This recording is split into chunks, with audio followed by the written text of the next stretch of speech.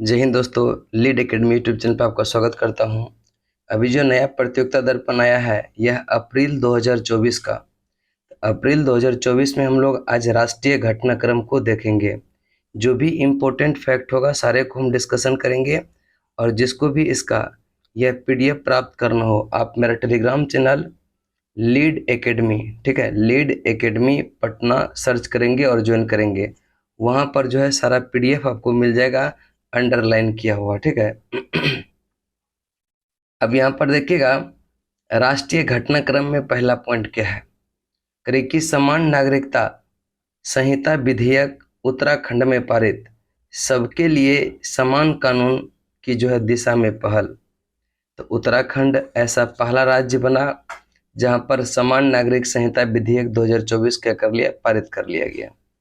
देखते हैं इसको। करें कि फरवरी 2024 में उत्तराखंड सरकार के द्वारा राज्य में समान नागरिक संहिता को लागू करने के लिए एक विधेयक लाया गया और इसका जो नाम रखा समान नागरिकता संहिता विधेयक 2024। ध्यान रखिएगा, समान नागरिकता संहिता विधेयक 2024 करे कि विधानसभा में ध्वनि मत से पारित कर दिया गया।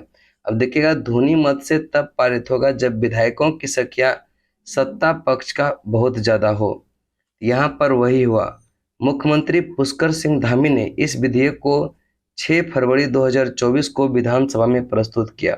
डेट इंपॉर्टेंट है, याद रखेगा कि जो पुष्कर सिंह धामी वहां के मुख्यमंत्री है, 6 फरवरी 2024 को विधानसभा में विधेयक को प्रस्तुत किया और 2 दिन तक चली बहस के पश्चात सदन ने अगले ही दिन यह 7 फरवरी को ध्वनि मत से क्या कर दिया, इसको पारित कर दिया। यानी कि जो विधानसभा में लाया गया था पुष्कर सिंह धामी के द्वारा, यह कब 6 फरवरी को और 7 फरवरी को इसको ध्वनि मत से क्या कर दिया, पारित कर दिया। अब करें कि वहां पर 70 टोटल विधानसभा सदस्य यह राज्य है। जो आपका उत्तराखंड राज्य है वहां पर टोटल विधानसभा सदस्य की संख्या कितना, 70, जिसमें कि भाजपा के सदस्यों की संख्या 47 है। के कारण सदन में विधेयक पारित कराने में कोई कठिनाई नहीं हुई। यानी कि जहां पर बोले भी सत्ता पक्ष का विधायकों की संख्या ज्यादा होगा वहां पर ध्वनि मत से ही क्या होगा, पारित हो जाएगा। इसके बाद करें कि समाज में यह भेदभाव और कुरीतियां समाप्त करने के लिए लाए गए इस विधेयक के अधिनियमित होने के सभी धर्म समुदाय विवाह तलाक गुजारा भत्ता एवं विरासत के लिए समान कानून का प्रावधान होगा। महिला और पुरुष के लिए भी यह समान अधिकारों का प्रावधान इसमें किया गया। अनुसूचित जातियों को जो है इस विधेयक देखिए यहाँ क्या लिखा है, अनुसूचित जनजातियां यानी कि एसटी की बात कर रहा है। एसटी को इस विधेयक के दायरे में से क्या रखा, बाहर रखा गया।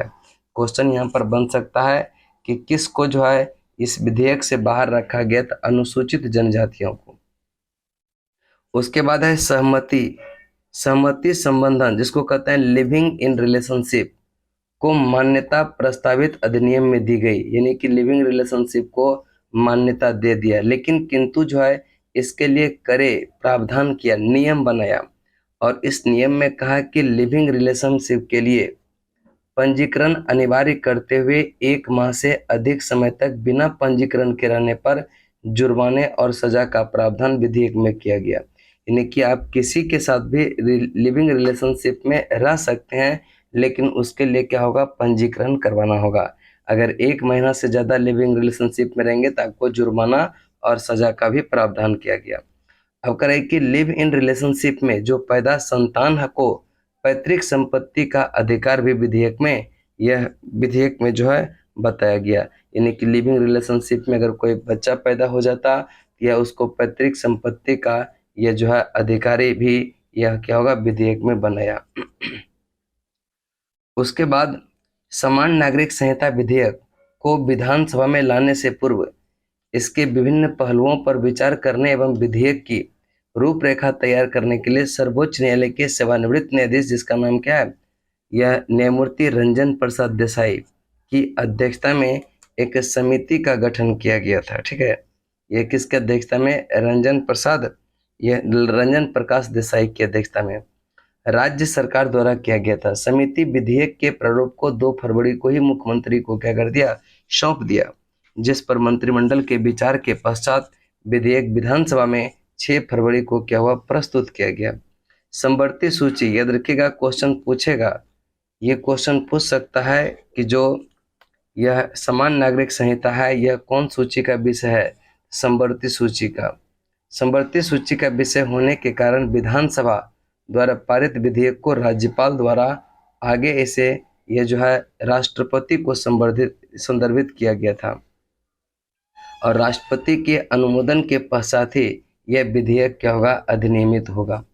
अधिनियमित होने के पश्चात उत्तराखंड स्वतंत्रता के पश्चात देश में समान नागरिक संहिता लागू करने वाला पहला राज्य हो जाएगा। वर्तमान में देश में गोवा में ही यह जो है समान नागरिक या अधिकारों का यह प्रावधान है, किंतु जो है यह पुर्तगाली शासन के काल से ही लागू हुआ था, लेकिन स्वतंत्र भारत में पहला जो हो जाएगा वह कौन सा, यह उत्तराखंड।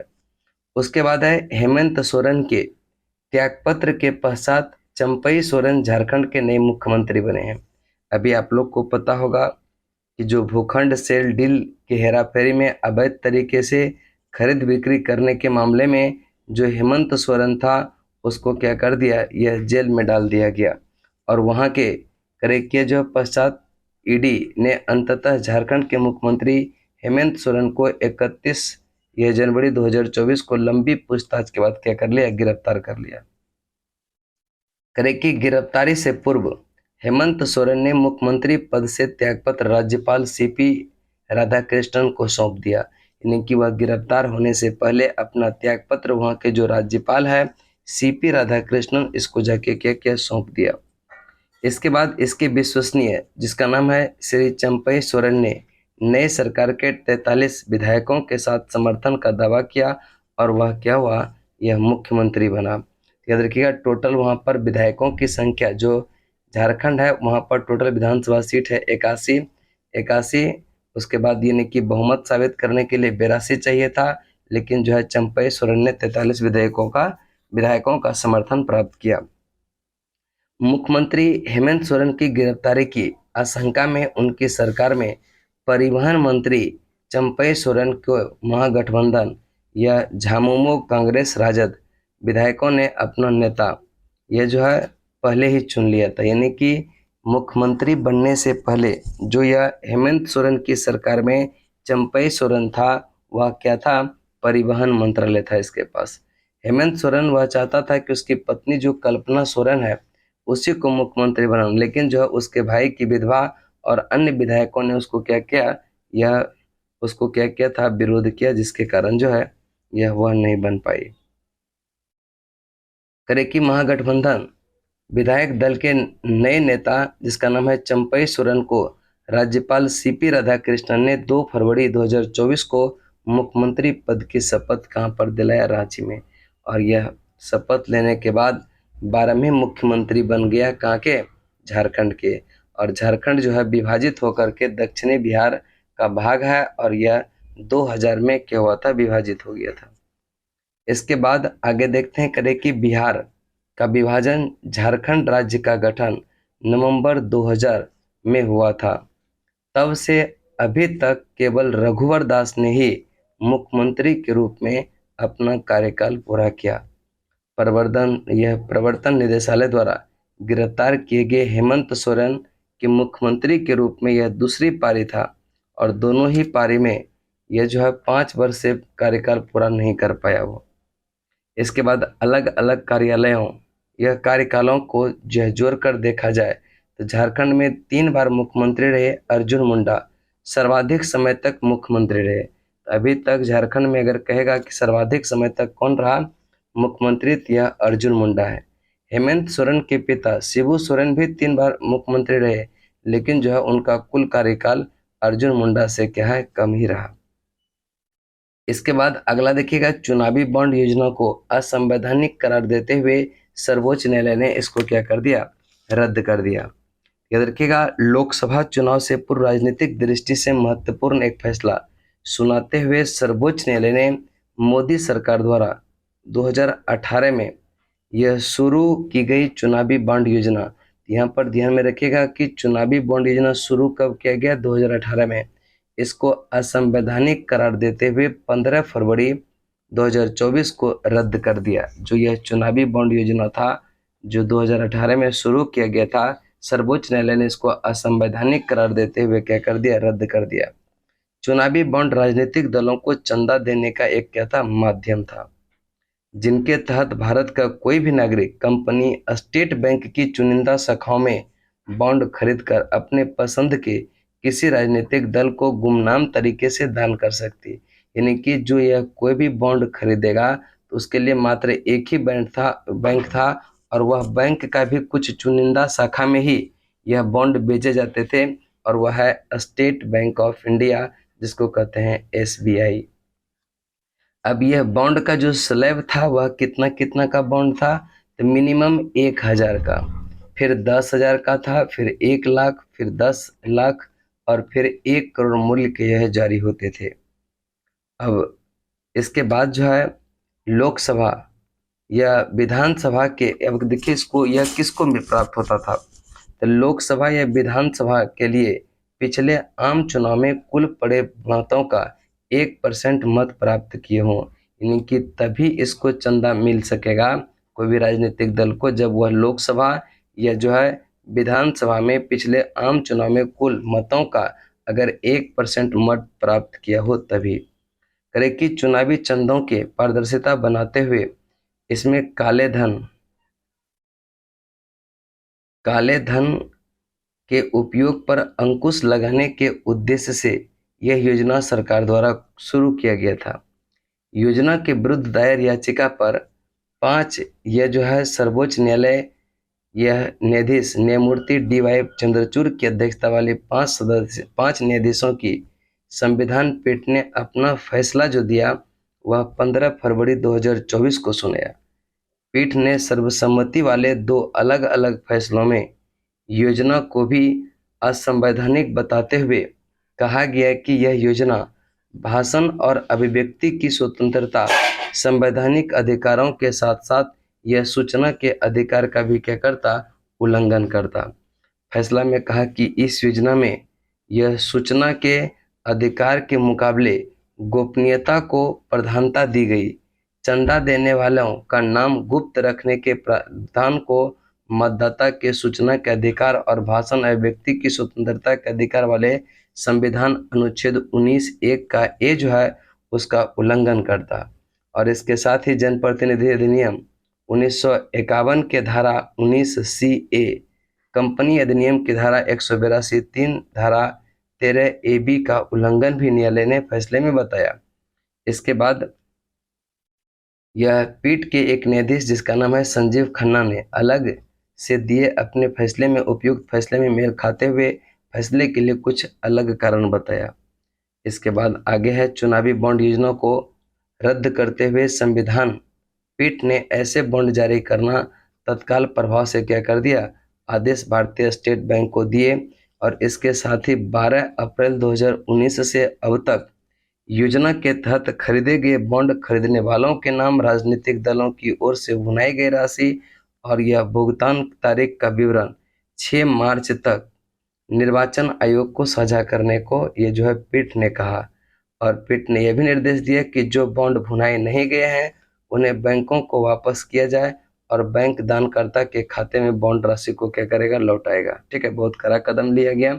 याद रखिएगा ये था चुनावी बॉन्ड। इसके बाद है मौसम अवलोकन उपग्रह इनसैट 3DS का सफल परीक्षण। अब देखिएगा पिछले महीने में हम पढ़ाए थे कि PSLV C58 के जरिए एक है एक्सपोसैट 1, यानी एक्सपोसैट का जो प्रक्षेपण हुआ था वह 1 जनवरी 2024 को। इसके पश्चात अपने दूसरे मिशन के तहत भारतीय अंतरिक्ष अनुसंधान संगठन इसरो ने तीसरी पीढ़ी के मौसम अवलोकन उपग्रह इनसैट 3DS, ध्यान में रखिएगा जो इनसैट 3DS है यह मौसम अवलोकन उपग्रह है, इसका सफल प्रक्षेपण 17 फरवरी 2024 को किया गया। पृथ्वी एवं महासागर की सतह एवं मौसम के संबंध में सटीक जानकारी के लिए इनसैट 3DS का प्रक्षेपण कहाँ से किया गया, तो श्रीहरिकोटा के अंतरिक्ष धवन अनुसंधान यह जो अंतरिक्ष केंद्र से। इसरो के सबसे शक्तिशाली rocket geosynchronous satellite launch vehicle GSLV F14 के जरिए इसको किया गया। याद रखिएगा, जो यह कौन सा मौसम अवलोकन उपग्रह इनसैट यह 3DS है, इसका जो प्रक्षेपण किया गया वह किससे किया गया? याद रखिएगा, GSLV F14 से। किससे किया गया? GSLV F14, ध्यान में रखिएगा। और सतीश धवन अंतरिक्ष केंद्र से 20 मिनट की उड़ान के पश्चात GSLV F14 द्वारा 2274 किलोग्राम इनसैट 3DS ये को जो है पृथ्वी की अंडाकार जियो सिंक्रोनस ट्रांसफर ऑर्बिट में यह क्या कर दिया? स्थापित कर दिया। इसके बाद यह 36,000 किलोमीटर की ऊंचाई पर स्थित वृत्ताकार जियो स्टेशनरी ऑर्बिट में पहुंचने का यह अलग कार्य अगले जो है कुछ दिन में क्या हुआ? पूरा हो गया। इसके बाद कुछ और यह है इनसैट, जैसे कि यह इनसैट 3D का प्रक्षेपण 26 जुलाई 2013 को और इनसैट 3DR का 8 सितंबर 2016 को किया गया। इनसैट 3DS का जीवन काल जो है यह 10 वर्ष अनुमानित किया गया। जो अभी में हाल ही में प्रक्षेपण किया गया इनसैट 3DS का, इसका जो है कार्यकाल कितने? 10 वर्ष का अनुमानित किया गया। अब इनसैट 3DS मिशन का वित्तीयन पृथ्वी विज्ञान मंत्रालय द्वारा किया गया और यह पृथ्वी विज्ञान मंत्रालय के विभिन्न विभाग जैसे कि IMD, यह NIOT, उसके बाद आपका यह Indian national centre of ocean information services इस उपग्रह द्वारा भेजी गई। उसके बाद करे कि किरण रिजिजू ने कहा कि यह उपग्रह मौसम संबंधी सेवाओं में बदलाव लाएगा और जो है मौसम पूर्वानुमान को बढ़ाएगा। इसके बाद आगे चलते हैं। आपका इनसैट 3DS को सफल परीक्षण के पश्चात इसरो का जो अगला मिशन नासा के सहयोग से एक निसार, यह क्वेश्चन काफी बार एग्जाम में पूछा भी गया है कि निसार जो है किसका संयुक्त मिशन है? यह इसरो और नासा का। करे कि निसार पृथ्वी अवलोकन उपग्रह के लिए भारत अंतरिक्ष एजेंसी इसरो तथा अमेरिका अंतरिक्ष एजेंसी नासा का पहला संयुक्त जो है उपग्रह है और इस अर्थ ऑब्जर्वेटरी के लिए जो है दोनों देशों की एजेंसियों के बीच यह समझौता जो हुआ था 2014 में ही हुआ था। इसके बाद आगे चलते हैं। करे कि 5 वर्ष से कचरे की तरह निष्क्रिय पड़े उपग्रह एक नाम था कार्टोसैट को हिंद महासागर में गिराकर नष्ट करने में इसरो की क्या हुआ? सफलता। यानी कि जो कार्टोसैट उपग्रह था यह अब काम नहीं कर रहा था, जो कचरे के रूप में अंतरिक्ष में पड़ा हुआ था और उसको इसरो ने क्या कर दिया? यह गिरा दिया। और कहां पर? हिंद महासागर में। अंतरिक्ष में जमा होते रहे निष्क्रिय उपग्रह के कचरे को कम करने की दिशा में अपने प्रयास में इसरो ने एक और जो है कामयाबी हासिल किया। और यह कामयाबी कब मिला? याद रखिएगा, फरवरी 2024 में उस समय मिली जब यह 6.35 किलोमीटर ऊपर सूर्य तुल्यकालिक कक्षा में विगत यह जो है 5 वर्षों से निष्क्रिय पड़े यह उपग्रह जिसका नाम है कार्टोसैट को उसने धरती पर वापस लाकर यह जले हुए कचरे को हिंद महासागर में गिरा दिया। हाई रेजोल्यूशन इमेजिंग उपग्रह कार्टोसैट 2 का 17 वर्ष पर पूर्व 10 जनवरी 2027 को इसका प्रक्षेपण किया गया था। ध्यान रखिएगा कि जो कार्टोसैट 2 है इसका प्रक्षेपण जो किया गया था कब? तो 10 जनवरी 2007 को। 2019 तक हाई रेजोल्यूशन तस्वीरें इसने उपलब्ध कराई। उसके बाद यह क्या हुआ? निष्क्रिय हो गया, यानी कि 5 वर्ष से यह निष्क्रिय पड़ा है। सामान्यतः 30 वर्ष का समय इसके डी ऑर्बिटिंग में लगता, किंतु इसके कचरे बहुत ईंधन का उपयोग करके इसकी कक्षा को यह घटाते हुए वापस ये जो है वातावरण में प्रवेश यह इसरो ने कराया और इसको जलकर यह 14 फरवरी 2024 को यह हिंद महासागर में क्या हुआ? जा गिरा। याद रखिएगा, यह बहुत बड़ी कामयाबी है इसरो का। अंतरिक्ष के शांतिपूर्ण उपयोग पर जो है संयुक्त राष्ट्र समिति यह inter agency space debris coordination committee आदि की सिफारिशें के अनुरूप अंतरिक्ष के कचरे में उपग्रह टकराने की जोखिमों को कम करने की नीति के तहत कार्टोसैट 2 का सुरक्षित ये जो है निपटान किसके द्वारा किया गया? इसरो के द्वारा। और यह पहला अवसर नहीं था जो कि ऐसा काम किया। इससे पूर्व भी एक उपग्रह जिसका नाम था मेगाट्रॉपिक्स 1 MT1 जो 10 वर्ष तक सेवाएं देने के पश्चात पृथ्वी की निचली कक्षा में निष्क्रिय पड़ा था, धीरे धीरे उतार कर प्रशांत महासागर में 10 मार्च 2023 को यह गिराने में क्या हुआ? सफल हुआ। और इसको जो गिराया था प्रशांत महासागर में। तो ध्यान रखिएगा, मेगाट्रॉपिक्स को भी इसरो ने ही यह प्रशांत महासागर में गिराया। और यह जो निष्क्रिय पड़ा था कार्टोसैट 2, इसको जो है भी यह किसने? इसरो ने ही यह जो है 14 फरवरी को क्या हुआ? हिंद महासागर में गिराया। तो दोनों ध्यान में रखिएगा। इसके बाद आगे चलते हैं, करें कि देश में 5 अन्य जो है आर्द्रभूमि क्षेत्र यह शामिल किया गया। अब देखिएगा 5 नए, पहले 75 था, अब रामसर साइट में भारत का टोटल यह 80 हो गया। करें कि इस आशय के प्रमाण पत्र रामसर कन्वेंशन के महासचिव डॉक्टर मुसौदा मुंबा, क्या नाम है? मुसौदा मुंबा द्वारा अंतर्राष्ट्रीय वेटलैंड डे से 2 दिन पूर्व 31 जनवरी 2024 को केंद्रीय वन एवं पर्यावरण मंत्री भूपेंद्र यादव को दे दिया। अब यह 5 कौन कौन सा है तो देखते हैं।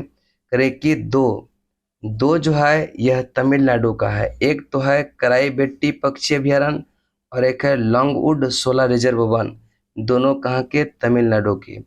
और 3 जो है वह कर्नाटक का है। एक है समुद्री संरक्षण, ठीक है, समुद्री संरक्षण रिजर्व, देखिएगा, एक है समुद्री संरक्षण रिजर्व जो यह तमिलनाडु का है, ये कहाँ का? कर्नाटक का। और एक है आघनासिनी एस्चुरी, ये भी कर्नाटक का। और मगधी गोरे संरक्षण, ये भी कहाँ का? यह कर्नाटक का। तो याद रखिएगा 3 कर्नाटक का और 2 तमिलनाडु का इस बार रामसर साइट में आर्द्रभूमि में शामिल किया गया। तो अभी तो हो गया कितना? 80। करें कि कुल मिलाकर के भारतीय आर्द्रभूमि क्षेत्रों की संख्या अब कितना हो गया? 80। और 2014 तक यह था मात्र 26, लेकिन जो है पिछले कई 10 वर्षों में यह कई जो है आर्द्रभूमि यहाँ पर बढ़ा है। वेटलैंड के महत्व को समझते हुए इनके संरक्षण के लिए एक अंतर्राष्ट्रीय संधि पर हस्ताक्षर यह हुआ था 2 फरवरी 1971 को। याद रखिएगा 2 फरवरी 1971 को अंतर्राष्ट्रीय संधि पर हस्ताक्षर हुआ। यह कहाँ हुआ था? ईरान के रामसर शहर में। और इसके तहत अंतर्राष्ट्रीय महत्व के ऐसे आर्द्र क्षेत्रों की पहचान की गई और इन्हें रामसर साइट कहा गया। और भारत जो है इसमें कब से यह संधि में शामिल हुआ? तो 1982 में भारत शामिल हुआ। और भारत में वर्तमान की बात करेंगे तो टोटल 80 आर्द्रभूमि क्षेत्र को रामसर स्थल के रूप में स्वीकार किया गया। इनका कुल क्षेत्रफल जो है यह 13.3 मिलियन हेक्टेयर हो गया, यानी कि टोटल आर्द्रभूमि 80। और यह कितने क्षेत्रफल पर फैला है? तो 13.3 मिलियन ये जो है हेक्टेयर। अब देखिएगा 80 का भी यहाँ लिस्ट दिया है। यहाँ पर ध्यान दीजिएगा कि वर्तमान में देश में 80 रामसर स्थल में सर्वाधिक 16 जो है वह कहाँ का? तमिलनाडु का। और 10 उत्तर प्रदेश का। दूसरा स्थान पर पंजाब और उड़ीसा में 6 आर्द्रभूमि है। तो सबसे अधिक आर्द्रभूमि जो है वह तमिलनाडु का है। दूसरा स्थान पर है कहाँ का? यह उत्तर प्रदेश का। और तीसरा में पंजाब और उड़ीसा दोनों कंबाइंड रूप से एक साथ पे है, ठीक है। अब देखिए यहाँ पर 80 का भी लिस्ट दिया है।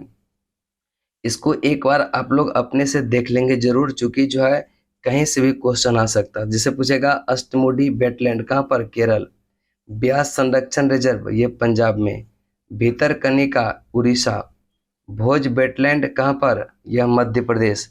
उसके बाद चंद्रताल हिमाचल प्रदेश। चिल्का झील उड़ीसा। डिपोर बिल असम। पूर्वी कोलकाता वेटलैंड पश्चिम बंगाल। इस प्रकार से हरिके वेटलैंड पंजाब में। होकेरो वेटलैंड जम्मू कश्मीर।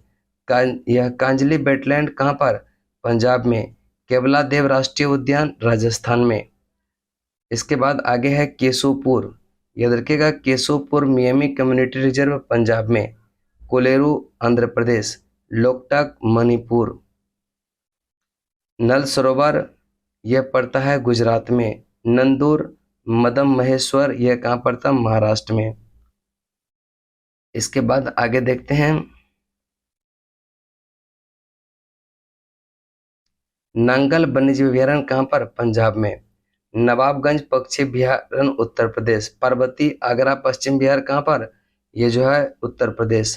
पॉइंट कालीमरे वन्यजीव और पक्षी अभयारण्य पड़ता है तमिलनाडु में। पौंग बांध झील हिमाचल प्रदेश, रेणुका झील हिमाचल प्रदेश। इसके बाद रोपर वेटलैंड पंजाब में, रुद्र सागर झील त्रिपुरा, समन पक्षी अभयारण्य उत्तर प्रदेश, सांभर झील पड़ता है कहाँ पर, राजस्थान में। इसके बाद सैंडी पक्षी अभयारण्य पड़ता है उत्तर प्रदेश। सरसई नवर झील यह जो है उत्तर प्रदेश। सस्तम कोट्टा झील केरल में। सुरेनसर मानसर झील यह कहाँ पर, जम्मू कश्मीर। इसके बाद है सोमुरारी लद्दाख में। ऊपरी गंगा नदी उत्तर प्रदेश। बेम्बानाड कोल वेटलैंड केरल। बुलर झील जम्मू कश्मीर। उसके बाद सुंदरबन वेटलैंड पश्चिम बंगाल। आसन बैराज उत्तराखंड। कांबर झील यह कांबर ताल बिहार, क्या कहाँ पर है, बिहार में। और यह लोनार झील महाराष्ट्र में। उसके बाद है समसपुर पक्षी अभयारण्य, यह पड़ता है समसपुर कहाँ पर, यह उत्तर प्रदेश में। सूर सरोवर, ध्यान रखिएगा, एक नल सरोवर अभी देखे थे और एक सूर सरोवर। तो सूर सरोवर गुजरात में, नल सरोवर, ये सूर सरोवर जो है उत्तर प्रदेश में और नल सरोवर कहाँ पर, गुजरात में। सोकर वेटलैंड कॉम्प्लेक्स लद्दाख। थोल झील गुजरात। बादवाना गुजरात। सुल्तानपुर राष्ट्रीय उद्यान हरियाणा। इसके बाद है भिंडवास वन्यजीव अभयारण्य हरियाणा। यह रिजवादिया वन्यजीव अभयारण्य गुजरात। उसके बाद है परनीरा वन्यजीव अभयारण्य कहाँ पर, उत्तर प्रदेश। हैदरपुर वेटलैंड उत्तर प्रदेश। फिर है किरी पक्षी अभयारण्य गुजरात। पल्ली यह कलई मार्स रिजर्व जो है फॉरेस्ट, यह कहाँ पर, गुजरात में। पिचवरम मैग्रोव गुजरात। पाला आर्द्रभूमि मिजोरम। सांख्य सागर कहाँ पर, मध्य प्रदेश। कुंथन कुलम पक्षी अभयारण्य यह तमिलनाडु। इसके बाद gulf of Mannar marine biosphere reserve Tamil Nadu में। बेम्बानूर वेटलैंड कॉम्प्लेक्स तमिलनाडु, यह बेल्लोड पक्षी अभयारण्य कहाँ पर, तमिलनाडु में। इसके बाद आगे है बेदाथंगल पक्षी अभयारण्य कहाँ पर, तमिलनाडु। इसके बाद देखेंगे आगे कि उदय मार्थडमपुरम, ये भी कहाँ पर, तमिलनाडु। सतकोशिया गर्ज है उड़ीसा में। अब देखिएगा नंदा लेक गोवा, यहाँ पर ध्यान रखिएगा, नंदा लेक गोवा इंपॉर्टेंट है। ऐसे ऐसे पता चलेगा कि नंदा देवी, यह समझ करके उत्तराखंड ना मार दें, ठीक है। तो याद रखिएगा नंदा लेक कहाँ पर, गोवा में। रंगनाथिट्टू पक्षी अभयारण्य कर्नाटक। सिरपुर वेटलैंड मध्य प्रदेश। यह जो है तमपारा लेक कहाँ पर, उड़ीसा। हीराकुंड रिजर्वेयर उड़ीसा में। अनसोपा लेक उड़ीसा। यशवंत सागर मध्य प्रदेश। चित्रनगुड़ी पक्षी अभयारण्य की अगर हम बात करेंगे, यह तमिलनाडु में। सुचिंदम थरूर वेटलैंड कहाँ पर, तमिलनाडु। यह बदूर जो है कहाँ पर, तमिलनाडु। कांजीर कुलम पक्षी अभयारण्य तमिलनाडु। इसके बाद है Thane creek Maharashtra. Haigam wetland conservation reserve Jammu Kashmir.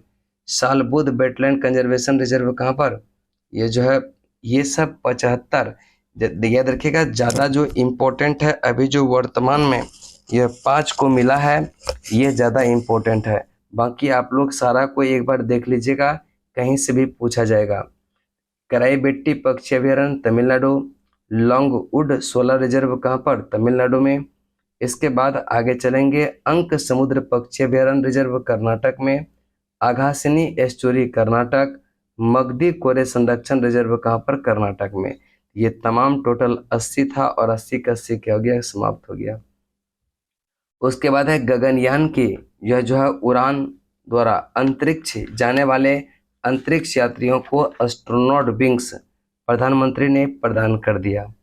तो देखते हैं करें कि भारत की पहली मानव युक्त अंतरिक्ष उड़ान 2024-25 के दौरान ये जो है किसी समय किसी समय संभावित है। इस उड़ान के जरिए 3 भारतीय अंतरिक्ष यात्रियों को धरती से लगभग 400 किलोमीटर ऊंची कक्षा में 3 दिन के लिए गगनयान के जरिए क्या होगा, भेजा जाएगा। इस उड़ान में यह वायुसेना के 4 पायलट्स का चयन किया गया और यह चारों का नाम को यह जो है घोषणा प्रधानमंत्री ने कर दिया, जिसको रूस में भी ट्रेनिंग दिया गया था। तो यहाँ पर देखेंगे करें कि अंतरिक्ष उड़ान के लिए चुने गए 4 पायलट्स के नाम का खुलासा प्रधानमंत्री मोदी ने 27 फरवरी 2024 को तिरुवनंतपुरम के विक्रम साराभाई अंतरिक्ष केंद्र पर एक समारोह में किया। इसमें ग्रुप कैप्टन प्रशांत बालकृष्णन नायर और एक का नाम है ग्रुप कैप्टन अंगद प्रताप, तीसरा का नाम है ग्रुप कैप्टन अजित कृष्णन और चौथा है विंग कमांडर यह शुभांशु शुक्ला। ये सब याद रखिएगा एनडीए से भर्ती हुए थे और ये सबको चुना गया है, यह 4 पायलट को, ठीक है। तो इसके बाद जो है यहाँ पर कुछ पॉइंट है। अब राष्ट्रीय फिल्म पुरस्कारों में से इंदिरा गांधी और नरगिस दत्त की नाम जो है हटाए और पुरस्कार की राशि में क्या हुआ, कुछ वृद्धि भी किया गया। यहाँ पर देखेंगे इंदिरा गांधी के नाम पर दिए जाने वाले पुरस्कार किसी निदेशक की पहली फिल्म, ठीक है, किसी निदेशक की यह पहली सर्वश्रेष्ठ फिल्म का इंदिरा गांधी पुरस्कार का बदल करके अब क्या कर दिया, किसी निदेशक की सर्वश्रेष्ठ पहली फिल्म, और इस पुरस्कार के तहत दी जाने वाली राशि को बढ़ाकर भी कितना कर दिया, 3 लाख। अब राष्ट्रीय एकता पर सर्वश्रेष्ठ फीचर फिल्म के लिए नरगिस दत्त पुरस्कार दिया जाता था। अब यह सामाजिक मुद्दों पर सर्वश्रेष्ठ फिल्म तथा पर्यावरण संरक्षण पर सर्वश्रेष्ठ फिल्म के पुरस्कार के साथ मिलाते हुए तीनों के स्थान पर एक राष्ट्रीय सामाजिक और पर्यावरणीय मूल्यों को बढ़ावा देने वाला सर्वश्रेष्ठ फिल्म नाम कर दिया। यानी कि नरगिस दत्त पुरस्कार का नाम जो हो गया राष्ट्रीय सामाजिक और पर्यावरण मूल्यों को बढ़ावा देने वाले सर्वश्रेष्ठ फिल्म। अब करें कि सर्वश्रेष्ठ अभिनेता और सर्वश्रेष्ठ अभिनेत्री का नाम क्या हो गया। याद रखिएगा मुख्य भूमिका में सर्वश्रेष्ठ अभिनेता और अभिनेत्री पुरस्कार के रूप में यह जाना जाएगा, और अन्य सर्वश्रेष्ठ सहायक अभिनेता अभिनेत्री में क्या हो गया, सहायक भूमिका में सर्वश्रेष्ठ अभिनेता और अभिनेत्री कर दिया। अब आगे चलते हैं। दादा साहेब फाल्के पुरस्कार का राशि भी क्या कर दिया, बढ़ा दिया। यह 10 लाख से बढ़ाकर कितना कर दिया, यह 15 लाख। इतना ही इम्पोर्टेंट था राष्ट्रीय घटनाक्रम में। इसके बाद नेक्स्ट वीडियो जो मेरा आएगा वह अंतर्राष्ट्रीय घटनाक्रम पर आएगा, ठीक है। अगर वीडियो अच्छा लगे तो चैनल को सब्सक्राइब कीजिए, लाइक कीजिए। तब तक के लिए जय हिंद, जय भारत।